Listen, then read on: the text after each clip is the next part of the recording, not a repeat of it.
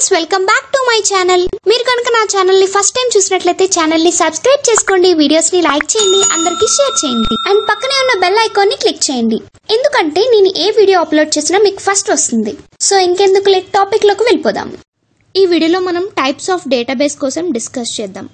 మనకి ఎన్ని టైప్స్ ఉన్నాయంటే మీకు ఇక్కడ డయాగ్రామ్ లో కనిపిస్తుంది కదా. Centralized database, distributed database, NoSQL database, cloud database, relational database, network database, object oriented database, hierarchical database. So ఇప్పుడు ఈ ఒక్కొక్క దాని కోసం డీటెయిల్ గా డిస్కస్ చేద్దాం. First one centralized database. ఇక్కడ ఏంటంటే డేటాని ఎలా స్టోర్ చేస్తామంటే ఒక సెంట్రలైజ్డ్ గా ఒక సిస్టమ్ ని యూజ్ చేస్తాం. ఆ సెంట్రలైజ్డ్ సిస్టమ్ లో డేటాని స్టోర్ చేస్తాం. ఈ డేటాబేస్ ఏంటంటే మనకి సెంటర్ గా ఉంటుంది కాబట్టి ఎక్కడెక్కడ ఎలాంటి లొకేషన్స్ లో అయినా డేటాని యాక్సెస్ చేసుకోగలుగుతుంది. వేట్ ద్వారా అంటే అప్లికేషన్స్ ద్వారా యాక్సెస్ చేసుకుంటుంది. ఇది centralized database. Second one distributed database. ఈ డిస్ట్రిబ్యూటెడ్ సిస్టమ్ లో ఏంటంటే ఏదైతే డేటా ఉందో మిగిలిన సిస్టమ్ కి డిస్ట్రిబ్యూట్ చేస్తుంది ఆ డేటాని. ఇదంతా కూడా ఒక ఆర్గనైజేషన్ లో జరుగుతుంది. ఈ డేటాబేస్ అన్ని కూడా ఎలా కనెక్ట్ అయి ఉంటాయంటే కమ్యూనికేషన్ లింక్స్ ని యూజ్ చేసుకుని కమ్యూనికేట్ అయి ఉంటాయి. ఇలాంటి లింక్స్ ఏం చేస్తాయంటే ఎండ్ యూజర్స్ డేటాని ఈజీగా యాక్సెస్ చేసుకునేటట్టు చేస్తుంది. ఈ డిస్ట్రిబ్యూటెడ్ డేటాబేస్ కి ఎగ్జాంపుల్స్ చూసుకుంటే అపాచీ, హెచ్బేస్, ఇగ్నైట్ ఇవన్నీ కూడా వస్తాయి. Next one relational database. ఈ డేటాబేస్ అనేది మనకి రిలేషనల్ డేటా మోడల్ మీద బేస్ అయి ఉంటుంది. అంటే ఇక్కడ ఏం చేస్తుందంటే డేటా అనేది రోస్ అండ్ టపుల్స్ లో, రోస్ అంటే టపుల్స్ అంటాం అండ్ కాలమ్స్ లో సేవ్ అయి ఉంటుంది. కాలమ్స్ ని అట్రిబ్యూట్స్ అంటాం. సో ఇలా రోస్ అండ్ కాలమ్స్ లో అంటే ఇది ఒక టేబుల్ ని మెయింటైన్ చేస్తుంది అనమాట. అంత డేటా అంతా రిలేటెడ్ గా ఉంటుంది. అందుకని దీన్ని రిలేషనల్ డేటాబేస్ అంటాం. And next one NoSQL database. NoSQL or non SQL అంటాం దీన్ని. ఈ టైప్ ఆఫ్ డేటాబేస్ అనేది ఎందుకు యూజ్ చేస్తున్నామంటే చాలా లార్జ్ అమౌంట్ ఆఫ్ డేటా ఉంది మనకి, దాన్ని సెట్స్ కింద డివైడ్ చేసి స్టోర్ చేస్తాం అనమాట. ఇది రిలేషనల్ డేటాబేస్ అయితే మాత్రం కాదు. అంటే మనకి సెట్స్ కింద స్టోర్ చేస్తున్నాం అనగానే మనకు ఒక టేబుల్ ఫామ్ అనిపిస్తుంది కదా. సో అయితే రిలేషనల్ డేటాబేస్ అయితే మాత్రం కాదు. కాకపోతే ఇది కొంచెం డిఫరెంట్ గా ఉంటుంది. ఇందులో మనకి 4 వాల్యూస్ మెయిన్ గా ఉన్నాయి. Key value storage, graph database, wide column stores, document oriented database. ఈ 4 కూడా NoSQL డేటాబేస్ లోని టైప్స్ అనమాట. And next one cloud database. ఈ క్లౌడ్ డేటాబేస్ అనేది ఇక్కడ డేటా అనేది ఎలా స్టోర్ చేస్తున్నామంటే ఒక వర్చువల్ ఎన్వైరన్మెంట్ లో స్టోర్ చేసుకుంటాం. అంటే వర్చువల్ గా ఒక క్లౌడ్ ఫామ్ చేస్తాం అనమాట. ఆ క్లౌడ్ లో డేటా అంతా కూడా స్టోర్ చేసుకుంటాం. ఎప్పుడు కావాలంటే అప్పుడు యాక్సెస్ చేసుకోవచ్చు, ఎప్పుడు కావాలంటే అప్పుడు డేటాని బ్యాకప్ చేసుకోవచ్చు.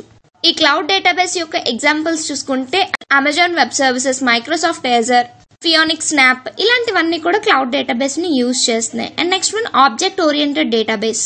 ఈ టైప్ ఆఫ్ డేటాబేస్ ఏంటంటే ఆబ్జెక్ట్ బేస్ మీద తీసుకుంటుంది అనమాట డేటాని.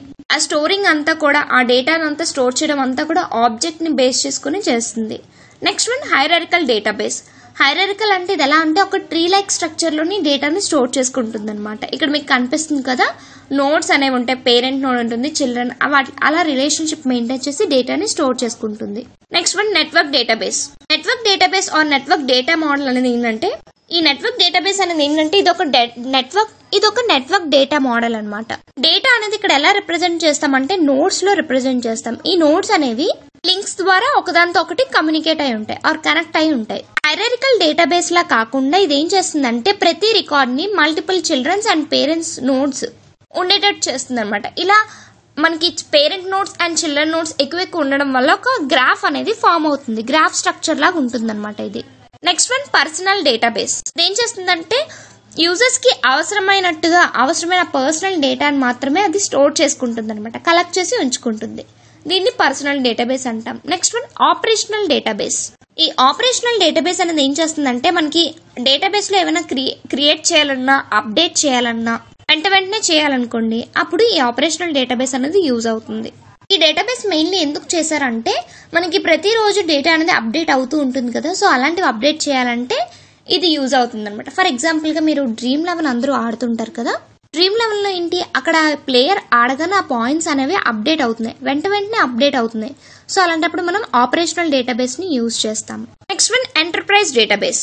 లార్జ్ ఆర్గనైజేషన్స్ అండ్ ఇంకా ఎంటర్ప్రైజెస్ ఉంటాయి కదా, వాళ్ళు ఏం చేస్తారంటే ఈ ఎంటర్ప్రైజ్ డేటాబేస్ ని యూజ్ చేస్తారు వాళ్ళ డేటా అంతటిని కూడా స్టోర్ చేసుకోవడానికి. ఇలా యూజ్ చేయడం బట్టి వాళ్ళు ఎఫిషియెంట్ గా వర్క్ చేయగలరు అనమాట. యూజర్స్ కి కూడా చాలా ఈజీగా ఉంటుంది. ఇవి types of databases. Thanks for watching friends. Please subscribe my channel and please support me. Thank you very much.